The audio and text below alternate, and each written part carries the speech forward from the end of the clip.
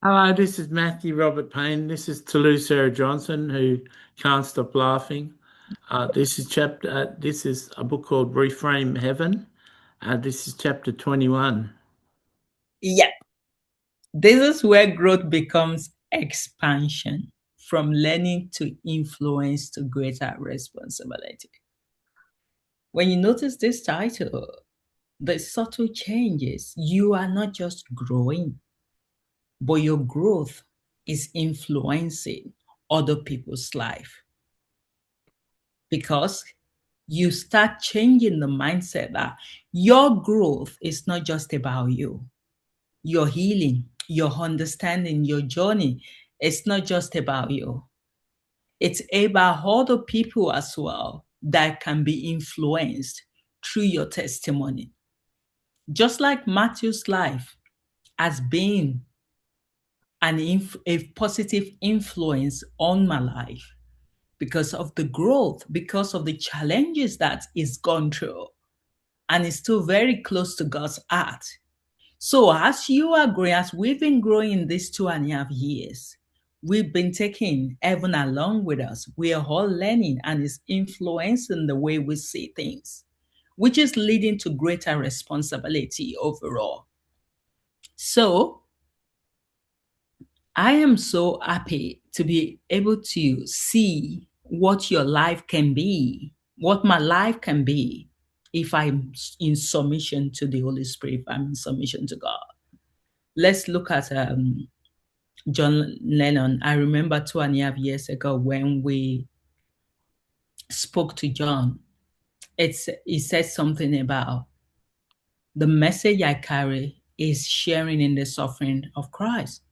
I've written so many books along that, sorry, so many songs along that line. But my song is not really popular because a lot of people are not interested in the sharing of Christ. But worry about all of those things that John was seeing at that time. What he was growing. He was growing internally. Even though that growth remains private, not a lot of people were seeing the growth. He was writing the song. The song might not be popular, but the song is having a positive impact upon his life. And all of a sudden, he had the interview. And what happened? It extends outward. And what was forming within him begin to have effect on others, on the heaven as a whole, because people started understanding, yes, Jesus is suffering, Papa is suffering, but he had to grow into that. All of those years that it seems as if nothing is happening, something great is cooking. And when the time of expression comes, when the time that all of the things that you've been carrying, when the breakouts happen, you are ready because you've grown over those times. So when you see yourself as your growth is not just about you, it's about how your growth can influence other people. Then your destiny, you start seeing assignment, you start seeing purpose in a different way. Because that has been one of the key changes for me, that I cannot fail God. This assignment that me and Matthew does is not about us. It's not about how we are feeling, but it's about heaven. And I don't care whether one person watches the video or not, or no one watches it. No, I'm not doing it because of them. I'm doing it because of the assignment that's been given to me. And mine is to focus on the assignment. Mine is to focus on the purpose. And now it might look like nobody is watching because, of course, we are growing as well at the moment. It might be 10 years' time, and then 10,000 people are watching. But that's been a time of growth. And there are processes to things. And I'm learning to be patient. I'm learning to hold on. I'm very impatient person when it comes to growth. I want growth my own way. I want it to be sporadic, accelerated. But I've learned to know that heaven doesn't work according to my timeline. Heaven works according to its timeline. And when you look at your growth, it's not just about me. It's about expansion. It's about what happens in heaven, what happens in other people's life around you. If Christians were able to see this, we'll be able to carry the gospel in a different way. And that's what heaven is all about.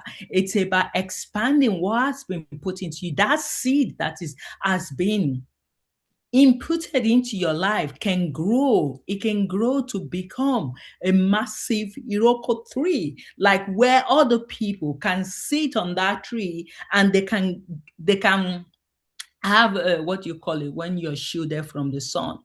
Like, I've forgotten the English word, but you understand what I mean. So learning can lead to influence. You start as a learner, you're receiving, you're understanding, you're developing, but you don't stay there. Growth moves you into expression. It moves you into contribution. It moves you to have an impact. And there are stages to that growth. So you need to be able to know that influence is not a position. It is overflow. This is where you release the idea that influence is not just about you. It is about it is not the authority force. It is the presence that you carry. It's not what you carry. It's not what you carry just for the sake of it, but what you carry that begins to shape what is around you without effort. And it will flow naturally. It's just like when Matthew is carrying the voice of the saint, it flows naturally from him because that is who he has become. And through him, there's so many people now that are carrying the voice of God in heaven, that are doing conversations because they've watched Matthew's life. They've studied, like, if Matthew can do this so well, I can do it as well. And now everyone is so much aware now what it is to share in the suffering of Christ, what it is to share in the suffering of Papa.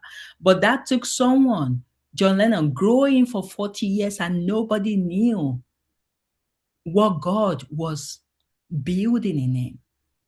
But now he's exposed. So responsibility emerges naturally. It's not something that is assigned. You grow into it. And this is where you begin to notice you are trusted with more because you're using the little that has been given to you. God trusts you with more, not because you ask, but because you're ready.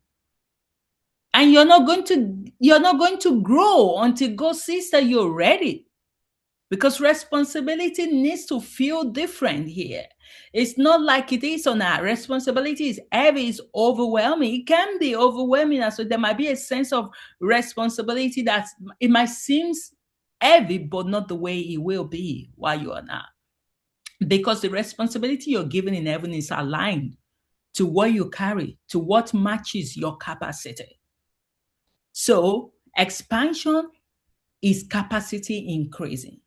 So you are able to hold more understanding, more depth, more responsibility because you have grown. Not just externally, especially internally, you've grown. And that growth creates spaces within you. And that space allows more to flow through you. And you become a channel, not just someone who receives, but someone who carries.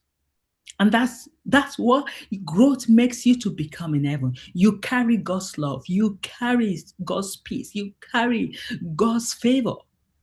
And all of these things just flow directly from you.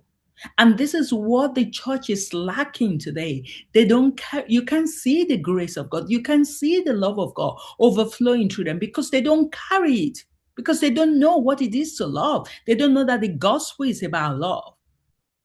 And it shouldn't be a pressure. It should be a progression that is important. I always tell myself at the beginning, while we started these conversations, even till now, there's so many times I will be anxious about, okay, God, what am I going to ask you today? But the moment but it never stops me from turning up because I know it's not about me. I know God is going to fill my mouth with words and it's never failed. just my responsibility just to make myself available. That's it. Make myself available as his vessel, and then he can use me the way he wants to. So it is not about us. Expansion is not demand, it's not expectation, it's not your performance. It is supposed to be like natural movement from learning to influence, from influence to responsibility. And that continues to go. So the growth will always move you forward. You will learn, you will embody, and you'll continue to express. And you will be trusted with more and more. If you don't use the little that God has given you now, you're never going to grow beyond that. When I met Matthew, we used to do this conversation at the beginning. Matthew's story was any question I ask is always about him. It's all about the same old story all the time. I had to hear the same boring story maybe for like a year. Then all of a sudden, it started evolving. When Matthew speaks now, he rarely uses story. But at that beginning, because it's not done it at this scale. So he has to grow into it. I had to grow into it. I've not done this. Yes, I've asked questions. I ask questions in my day-to-day work every day, but I've never asked it in this magnitude. So, but God is growing, is expanding us. And growth that stagnates will be interrupted if you align. Because this is where you realize that remaining the same is not the goal. If you're in heaven and you're remaining the same, it's just like you're wasting God's resources. Because becoming is not more in status. It is more in alignment. It is not about who you are, but the more you align with him, the more you become. And the lie that needs to fall away is growth is not just for you. When you allow that to settle into your brain, that growth is not just for you, it changes the way you operate. And let the truth replace that growth expands, it influences, it carries weight, and it leads to more. And it allows other people's heart to be open to God through your own journey. So let the shift begins at stop growing just to improve yourself, and you begin to see growth prepares you to carry more. So I hope you've been blessed, and I'll pass you on to Matthew. So that was very interesting listening to Tolu. Before, I think a couple of times I've shared it so far in this book about a person who wanted to be a chef. They became a trainee chef, then a chef, then a sous chef, then a head chef, then a restaurant owner, then an owner of franchises, then a trainee teacher in hospitality school, then a teacher in a hospitality school, and then the head of the hospitality school. You see, she started just as a person who wanted to be a chef and cook meals for people. Now, as a hospitality manager of a hospitality training corporation, she's training thousands of chefs. Absolutely. She started wanting to be a chef. She became such an excellent chef and manager of restaurants. She's had such a high excellence form of food production as she became an extraordinary teacher, such to the point that they promoted her to be the head of the chef training school. So thousands of chefs come to that school each year, and over 4 years they get released into restaurants, and tens of thousands of restaurants in heaven are affected because of that one woman.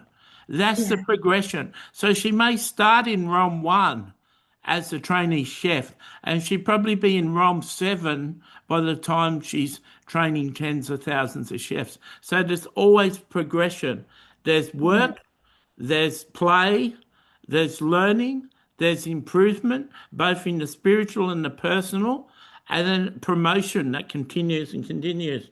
When Tolu mentioned John Lennon started And he had a real heart for Jesus. He had a real heart for Jesus' heart. He saw a scripture in the Bible that said that Paul wanted to be in fellowship with the sufferings of Christ.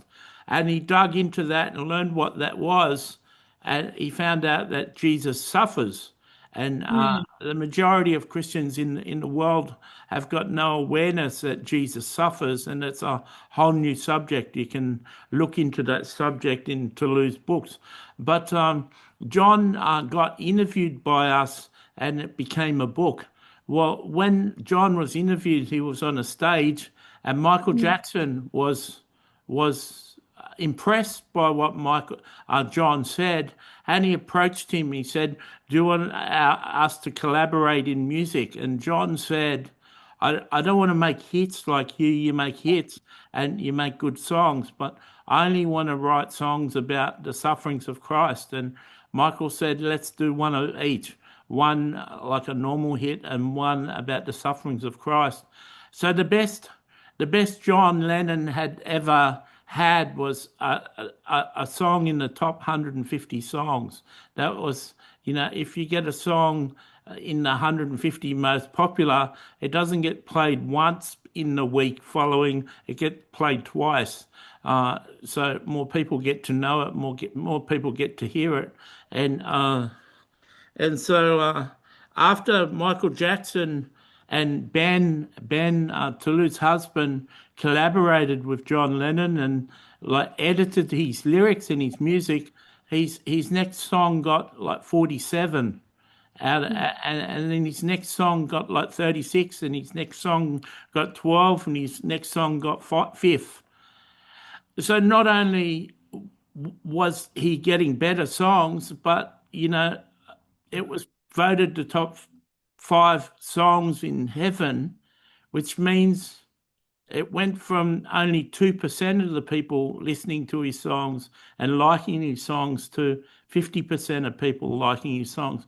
And that change in music encouraged other musicians to write on that subject, because his songs were aimed at musicians to get other musicians, and that underplayed a revival that happened in heaven, and the people in heaven started to grow. So John had concentrated on that for 40 years. He had his breakthrough, which was the interview with me and Tolu. Michael Jackson, who's an extraordinary musician, one of the world's best musicians, came and collaborated with him, and his song took off. Now both Michael Jackson and John Lennon are good friends of God, and they write really good songs about God's pain and stuff. So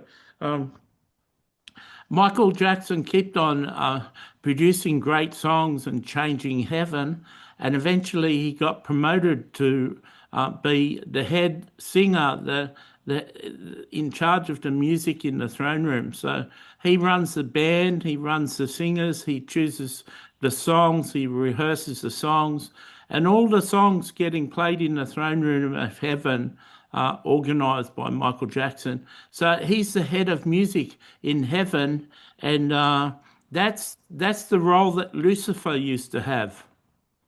Before Michael was promoted to that, there was an angel that was holding that position. So he's been really promoted in heaven.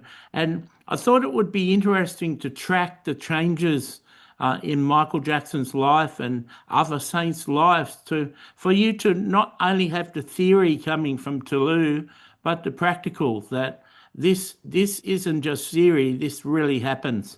I'm interested. I got a personal interest in what Michael Jackson's going to become after he's the head worship leader of heaven. Like, is he going to start a musical training school or something, like a musician's training school or something? I don't know what he's going to be promoted to, but you get promoted in heaven when you do excellence. You stay stagnant when you're not doing anything. And so the key to heaven is how many people's lives you change. The key to reward in heaven and promotion in heaven is how many people's lives you're affected. That woman that we started the story with, she could have just stayed as a restaurant manager, but she had unlocked potential. She had something in her telling her she had better, she could do better. Now she's helping tens of thousands of people in heaven each year. And that's a real person. Her name is Dorothy.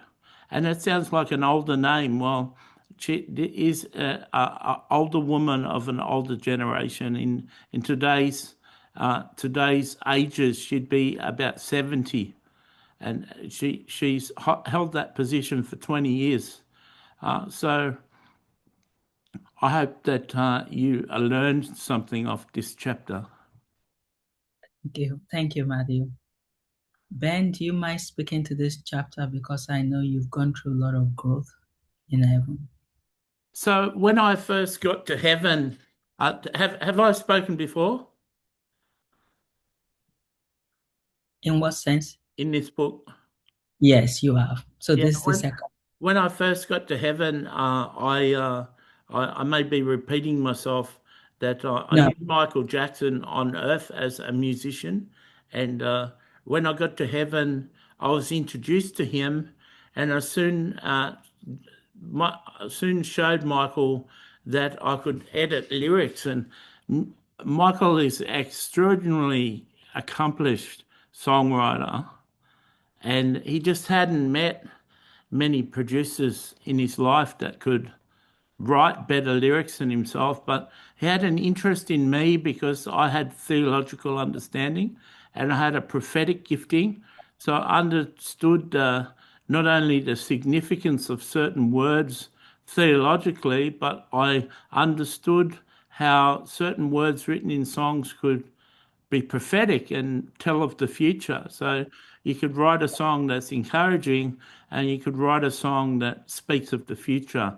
And I was a prophet myself, like Matthew, more experienced than Matthew, and I trained him and counselled him in the prophetic. And Michael also went under training by other experienced prophets in heaven, and himself became a prophet. So I've worked with Michael producing songs, and I helped him produce about 100 songs that were put aside and waited for a certain time in heaven. When the revival struck, we started playing those songs in the throne room, and the songs are not only about Matthew and about God and Jesus and how they're feeling, but it's speaking prophetically about what's happening in heaven and what's happening on earth.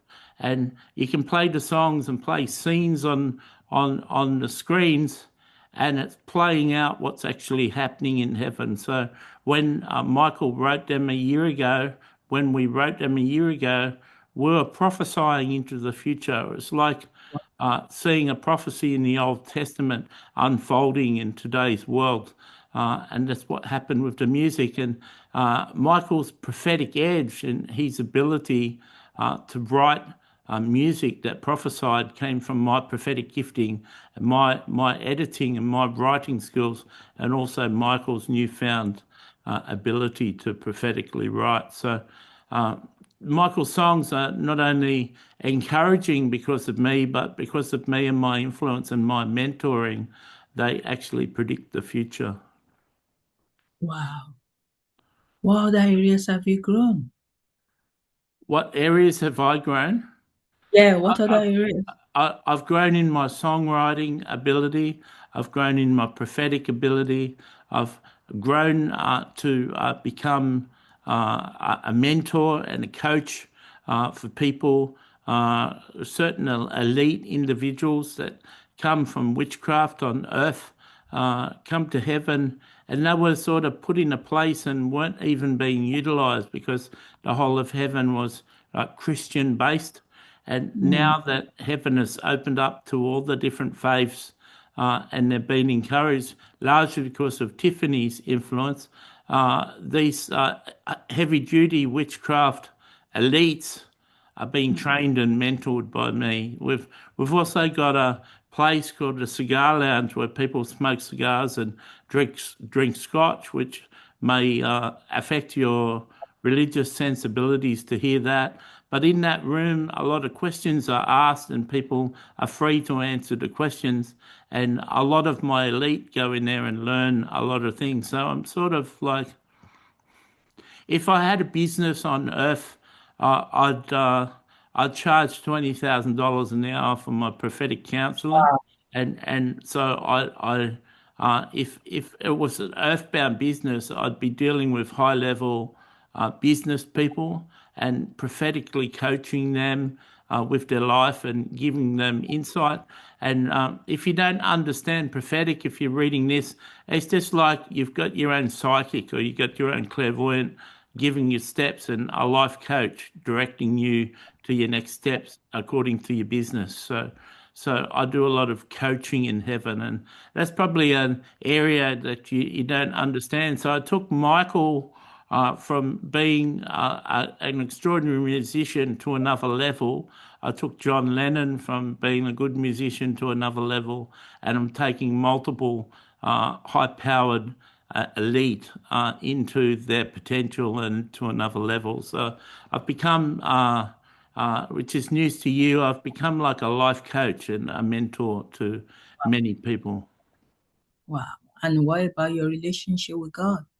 Did it grow in that area as well?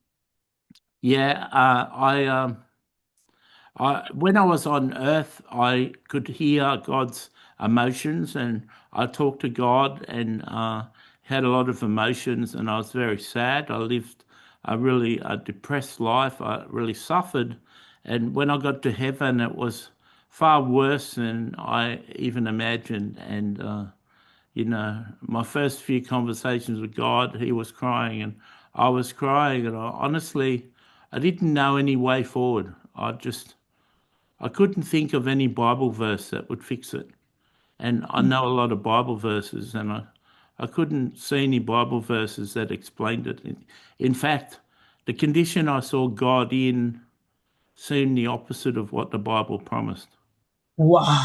And when I got to heaven, it was like an ice age. It's like the whole of heaven had frozen over. And I was just about to go out of function. God was really chronically depressed and really angry. And Jesus was really depressed and really angry. And the only one that had any steam left was the Holy Spirit. And, Wow.